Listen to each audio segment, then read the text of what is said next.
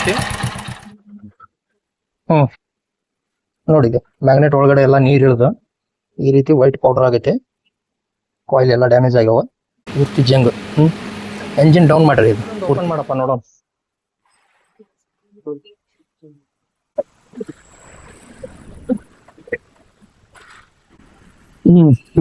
Mag wheel ಕೂಡ change ಆಗ್ಬೇಕಿತ್ತು. Drum ಹೋಗಿದೆ. Next fork pipe ಈ ರೀತಿ ಆಗಿದೆ. ಇದು ಕೂಡ ಚೇಂಜ್ ಆಗ್ಬೇಕಾ? ಓಪನ್ ಮಾಡಪ್ಪ. ಎಂಜಿನ್ ಎಲ್ಲ ಡೌನ್ ಮಾಡೋಣ, ನೋಡೋಣಂತ ಮುಂದೆ. ಚೇಂಜ್ ಪಾಕೆಟ್ ಹೋಗೈತೆ, ಚೈನ್ ಕವರ್ ಎಲ್ಲ ಚೇಂಜ್ ಮಾಡೋಣ. ಓಕೆ, ಓಪನ್ ಮಾಡ್ರಿ. ಏನಾಗೈತೆ ಮತ್ತೆ? ಸೆಂಟರ್ ಸ್ಟ್ಯಾಂಡಾ? ಸೆಂಟರ್ ಸ್ಟ್ಯಾಂಡ್ ಕೂಡ ಡ್ಯಾಮೇಜ್ ಆಗೈತೆ. ಇದು ಚೇಂಜ್ ಮಾಡೋಣ. ಎಂಜಿನ್ ಡೌನ್ ಮಾಡಿ. ಈಗ ಕಿಕ್ ಓಪನ್ ಮಾಡಕ್ ಬರಲ್ಲ, ಅದು ಶಾಫ್ಟ್ ವೆಲ್ಡ್ ಹೊಡೆದಾರದ. ಚೇಂಜ್ ಮಾಡೋಣಂತ.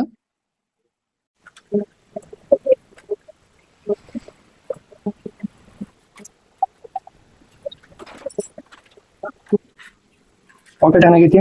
ಡ್ಯಾಮೇಜ್ ಎಲ್ಲ ಗ್ರೀಸಿಂಗ್ ಇಲ್ಲ, ಆಯಿಲಿಂಗ್ ಇಲ್ಲ, ಇನ್ನೂ ಮೇಂಟೆನೆನ್ಸ್ ಮಾಡಿಲ್ಲ. ಓಕೆ, ಓಪನ್ ಮಾಡಿ.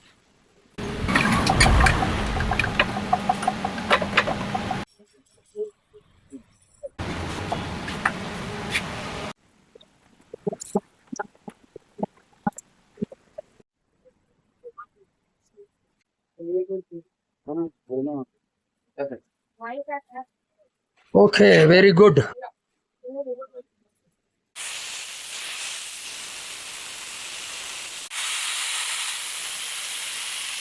ಕಿಕ್ ಶಾಫ್ಟ್ ವೆಲ್ಡ್ ಮಾಡಿದ್ರು ಅವರು ಈ ರೀತಿ.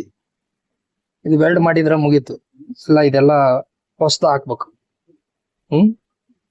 Kick liver, kick shaft. Okay, ಈಗ ಎಂಜಿನ್ ಓಪನ್ ಮಾಡೋಣ. ನಮಸ್ಕಾರ ಎಲ್ರಿಗೂ. Splendor pro KS electrical self ಅಲ್ಲ, ಕಿಕ್ ಸ್ಟಾರ್ಟ್ KS ಅಂತೇಳಿ. ಇದ್ರದೊಂದು ಎಂಜಿನ್ ಫುಲ್ ಎಂಜಿನ್ ವರ್ಕ್ ಇದೆ, ಡೌನ್ ಮಾಡಿದೀವಿ. ಏನಂತ ಹೇಳಿದ್ರ, ಈ ರೀತಿ ಒಂದು ಪ್ಯಾಕಿಂಗ್ ಇರುತ್ತೆ ಇದಕ್ಕೆ. ಯಾರಾದ್ರೂ ಓಪನ್ ಮಾಡಿದ್ರ ಇಲ್ಲಿ ಏನಾದ್ರು ಪ್ಯಾಕಿಂಗ್ ಕಟ್ ಆದ್ರೆ, ಆಕ್ಚುಲಿ ನೋಡ್ರಿ ಈಗ ಇದು ಪ್ಯಾಕಿಂಗ್ ಡ್ಯಾಮೇಜ್ ಐತಿ. ಆಮೇಲೆ ಈ ಕಾಯಿಲ್ ವೈರಿಂಗ್ ಇದೆ ನೋಡ್ರಿ ಇಲ್ಲಿ. ಈ ವೈರಿಂಗ್ ಒಳಗಡೆ ಇಲ್ಲಿಂದ ವಾಟರ್ ವಾಶ್ ಮಾಡಿದಾಗ ಅಥವಾ ನೀವು ಮಳೆಗಾಲದಲ್ಲಿ ಗಾಡಿ ಎಲ್ಲ ಮಳೆ ಒಳಗೆ ನಿಲ್ಸಿದ್ರ ಇಲ್ಲಿ ಒಳಗಡೆಯಿಂದ ನೀರು ಹೋಗುತ್ತೆ. ಇದ್ರೊಳಗಡೆ ನೀರು ಹೋತ್ನ ಮುಗೀತು. ಈ ರೀತಿ ಎಲ್ಲ ಜಂಗ್ ಆಗಿ ಕಾಯಿಲ್ ಡ್ಯಾಮೇಜ್ ಆಗುವಂತ ಸಾಧ್ಯತೆ ಇರ್ತಾವ. ಹೆಂಗ್ ಹಿಡಿದು ಈ ರೀತಿ ಡ್ಯಾಮೇಜ್ ಆಗಿದಾವ ನೋಡ್ರಿ. ಈ ರೀತಿ ಈ ಅಲ್ಯೂಮಿನಿಯಂ ಬಾಡಿ ಕೂಡ ಡ್ಯಾಮೇಜ್ ಆಗುತ್ತೆ. ಇದನ್ನ ಎಕ್ದಮ್ ಕ್ಲೀನ್ ಮಾಡಿ ಪರ್ಫೆಕ್ಟ್ ಮಾಡಿ ಎಂಜಿನ್ ಕೂಡ ಡೌನ್ ಮಾಡಿದೀವಿ. ಎಂಜಿನ್ ಕೂಡ ಓಪನ್ ಮಾಡ್ಬೇಕು. ಬ್ಲಾಕ್ ವರ್ಕ್, ಹೆಡ್ದು, ಕ್ರ್ಯಾಂಕ್, ಕ್ಲಚ್ ಕಿಟ್ ಕೆಲಸ ಎಲ್ಲ ಮಾಡೋರಿದ್ದೀವಿ. ಕಿಕ್ ಕೂಡ ನಾವು ಮಷಿನ್ ಮುಖಾಂತರ ಕಟ್ ಮಾಡಿ ತೆಗೆದಿದ್ದೀವಿ. ಈ ಶಾಫ್ಟ್ ಕೂಡ ಹೊಸದ್ ಹಾಕ್ತಿವಿ. ಇನ್ನು ಒಳಗಡೆ ಸಾಕಷ್ಟು ಪಾರ್ಟ್ಸ್ ಹೋಗಿದಾವ. ಎಂಜಿನ್ ಸೌಂಡ್ ನೋಡ್ಬೋದು ನೀವು. ಟೋಟಲಿ ಟೈಮಿಂಗ್ ಕಿಟ್ ಇರ್ಬೋದು, ಕ್ರ್ಯಾಂಕ್, ಪಿಸ್ಟನ್, ಕ್ಲಚ್ ಕಿಟ್ ಎಲ್ಲ ಹೋಗಿದಾವ್. ಟೋಟಲಿ ಎಂಜಿನ್ ಪರ್ಫೆಕ್ಟ್ ಆಗಿ ವರ್ಕ್ ಆಗ್ಬೇಕು ಅಂತ ವರ್ಕ್ ಮಾಡ್ತೀವಿ ನಾವು. ಓಕೆನಾ? ಜಂಗ್ ಐತಿ, ನೀರು ಹೋದ್ರೆ ಇಷ್ಟು ಸಮಸ್ಯೆ ಆಗ್ತದೆ, ಓಪನ್ ಆಗೋದಿಲ್ಲ.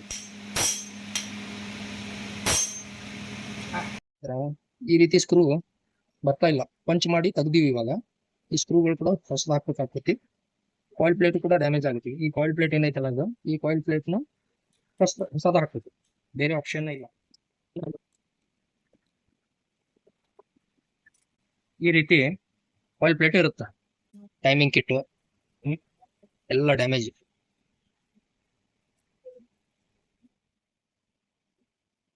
ಕ್ರ್ಯಾಂಕ್ ಫಿಲ್ಟರ್ದು ಏನ್ ಕತೆನೋ ನೋಡುವ. ಎಮ್ರಿ ಐತಿ ನೋಡ್ರಿ ಇದು. ಈ ಎಮ್ರಿ ಕನೆಕ್ಟಿಂಗ್ ರಾಡ್ ಅನ್ನ ಡ್ಯಾಮೇಜ್ ಮಾಡ್ತದ. ಇಲ್ಲೆಲ್ಲ ಫಿಲ್ಟರ್ ಆಗಿ ಈ ರೀತಿ ಒಳಗಡೆ ಹೋಗ್ತದೆ. ಎಂಜಿನ್ ಆಯಿಲ್ ಹೋಗಿ ಸೀದಾ ಈ ಕನೆಕ್ಟಿಂಗ್ ರಾಡ್ಗೆ ಸಪ್ಲೈ ಆಗ್ತದೆ.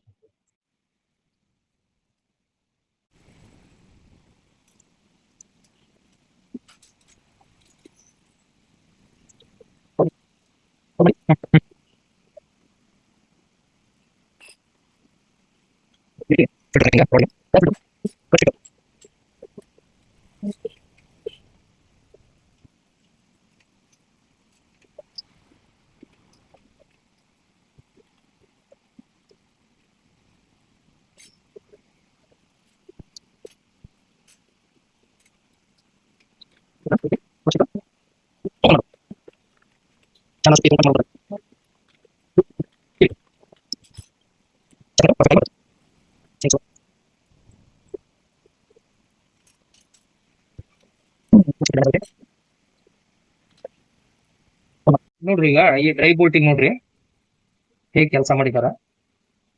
ಈ ರೀತಿ ಗಮ್ ಹಾಕಿದಾರ, ದಾರ ಸುತ್ತಿ ರಫ್ ಥ್ರೆಡ್ಡಿಂಗ್ ಯೂಸ್ ಮಾಡಿದಾರೆ. ಇದರಿಂದ ಏನಾಗ್ತಾವ ಅಂತ ಹೇಳಿದ್ರೆ ಈ ಮೇನ್ ಎಂಜಿನ್ ಬಾಡಿಗೆ ಇರುವಂತ ಡ್ರೈ ಬೋಟಿಂಗ್ ಥ್ರೆಡಿಂಗ್ ಹೋಗಿದಾವ. ಈ ಥ್ರೆಡಿಂಗ್ ಕೂಡ ಮಾಡಿ ಸ್ಮಾಲ್ ಥ್ರೆಡ್ ಬರುತ್ತೆ ಒರಿಜಿನಲ್, ಅದನ್ನು ಕೂಡ ಸರಿ ಮಾಡಿಸ್ತೀವಿ ನಾವು. ಎಂಜಿನ್ ಡೌನ್ ಮಾಡಿದಾಗ ಏನೇನೇ ಪ್ರಾಬ್ಲಮ್ ಇದಾವೆ, ಎಲ್ಲೆಲ್ಲಿ ಥ್ರೆಡಿಂಗ್ ಪ್ರಾಬ್ಲಮ್ ಇದಾವೆ ಎಲ್ಲಾನು ಚೆಕ್ ಮಾಡ್ಬೇಕಾಗ್ತದೆ. ಎಂಜಿನ್ ಡೌನ್ ಮಾಡೋದಕ್ಕೂ ಮುಂಚೆ ನಾವು ಫಿಸಿಕಲ್ ಟೆಸ್ಟ್ ಅಂತ ಇದಕ್ಕೆ ಕರೀತೀವಿ. ಏನಂತ ಹೇಳಿದ್ರೆ ಪ್ರತಿಯೊಂದು ಥ್ರೆಡ್ಡಿಂಗ್ ಇರ್ಬೋದು, ಎಂಜಿನ್ ಬಾಡಿ ಎಲ್ಲಾದ್ರೂ ಕ್ರ್ಯಾಕ್ ಆಗೈತಾ ಏನು ಅಂತೇಳಿ ಹಳೆ ಎಂಜಿನ್ ಬಾಡಿಗಳನ್ನ ಮೂಲ ಎಂಜಿನ್ ಡೌನ್ ಮಾಡುವಾಗ ನಾವು ಪ್ರತಿಯೊಂದು ಚೆಕ್ ಮಾಡ್ತೀವಿ.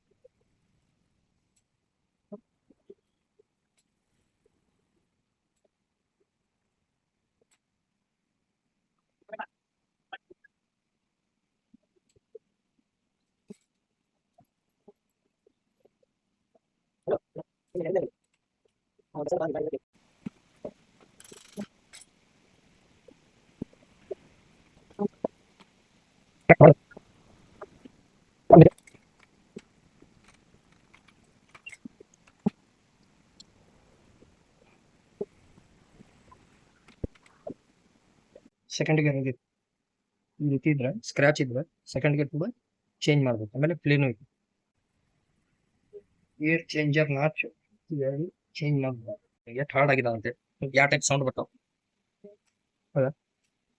ಅಷ್ಟೊಂದು ಹಾರ್ಡ್ ಆಗಿದಾವ. 8-10 ವರ್ಷ ಅಂದ್ರೆ ಹಾರ್ಡ್ ಆಗಿದಾವಲ್ಲ. ಈ ರೀತಿ ಒಳಗಡೆ ಇಷ್ಟೆಲ್ಲ ಗಲೀಜಿದೆ. ಇನ್ನು ಪರ್ಫೆಕ್ಟ್ ಆಗಿ ಕ್ಲೀನಿಂಗ್ ಪ್ರೊಸೆಸ್ ಸ್ಟಾರ್ಟ್ ಮಾಡ್ತೀವಿ ಇವಾಗ.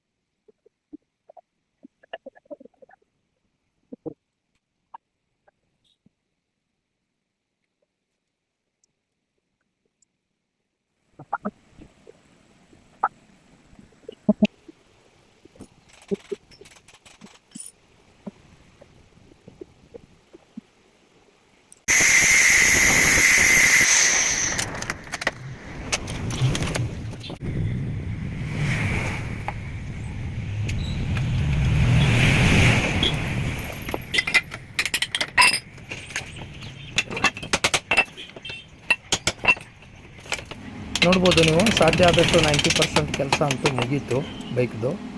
ಇವಾಗ ಪ್ರತಿ ಟೈಮ್ ನಾವು ಎಂಜಿನ್ ಡೌನ್ ಮಾಡಿದಾಗ ಭಾಳ ಇಂಪಾರ್ಟೆಂಟ್ ಅಂತ ಹೇಳಿದರೆ ಏರ್ ಸೆಕ್ಷನ್ ವಾಲ್ವ್. ಈ ಏರ್ ಸೆಕ್ಷನ್ ವಾಲ್ವನ್ನು ಎಂಜಿನ್ ಡೌನ್ ಮಾಡಿದಾಗ ಪ್ರತಿ ಬಾರಿ ನಾವು ಕ್ಲೀನ್ ಮಾಡಲೇಬೇಕು. ಎಂಜಿನ್ ರಿಪೇರಿ ಬಂದಾಗ ಸೈಲೆನ್ಸರ್ ಒಳಗೆ ಹೋಗೇ ಬರುತ್ತೆ ನೋಡಿರಿ, ಎಂಜಿನ್ ಆಯಿಲ್ ಕುಡಿತದಲ್ಲ ಆ ಟೈಮ್ನಾಗ ಕಾರ್ಬನ್ ಬಂದು ಈ ರೀತಿ ಕಾರ್ಬನ್ ಎಲ್ಲ ಏರ್ ಸೆಕ್ಷನ್ ವಾಲ್ವನ್ನು ಬ್ಲಾಕ್ ಮಾಡಿರ್ತದೆ. ಹಾಗೆಯೇ ನೋಡ್ಬೋದು ನೀವು, ಮ್ಯಾಗ್ವಿಲ್ ಕೂಡ ಹೊಸದಾಗ್ತಾ ಇದ್ದೀವಿ, ಅದು ಸ್ವಲ್ಪ ಕಾಸ್ಟ್ಲಿ ಇದೆ, ಹೀರೋ ಕಂಪ್ನಿದು 5000 ಅಬೋವ್ ಇದೆ. ಚೈನ್ ಕವರ್ಗಳನ್ನು ಕೂಡ ಹೊಸ ಹಾಕ್ತಾ ಇದ್ದೀವಿ. ಆಮೇಲೆ ಚೈನ್ಸ್ ಪಾಕೆಟ್ ಕಿಟ್ ಇರ್ಬೋದು, ಡ್ರಮ್ ರಬ್ಬರ್ ಇರ್ಬೋದು, ಸ್ಪಾಕೆಟ್ ಬೇರಿಂಗ್ ಇರ್ಬೋದು. ಆವಾಗ ಬೈಕ್ ಮಾತ್ರ ಸ್ಮೂತಾಗಿ ಓಡಿಸ್ಲಿಕ್ಕೆ ಕಸ್ಟಮರ್ಗೆ ಒಂದು ಖುಷಿ ಆಗುತ್ತೆ, ನಮಗೂ ಕೂಡ ಖುಷಿ ಈ ರೀತಿ ಕೆಲಸ ಮಾಡೋದಕ್ಕೆ ಅಂತ ಹೇಳ್ತೀನಿ. ನೋಡ್ಬೋದು ನೀವು, ಮೊದಲೆಲ್ಲ ಈ ಬೈಕ್ದು ಎಷ್ಟು ರಫ್ ಯೂಸ್ ಮಾಡಿದ್ರು ಅಂತ ಹೇಳಿದ್ರೆ ಇಂಜಿನ್ ಸೌಂಡ್ ಇವರು ಕಸ್ಟಮರು.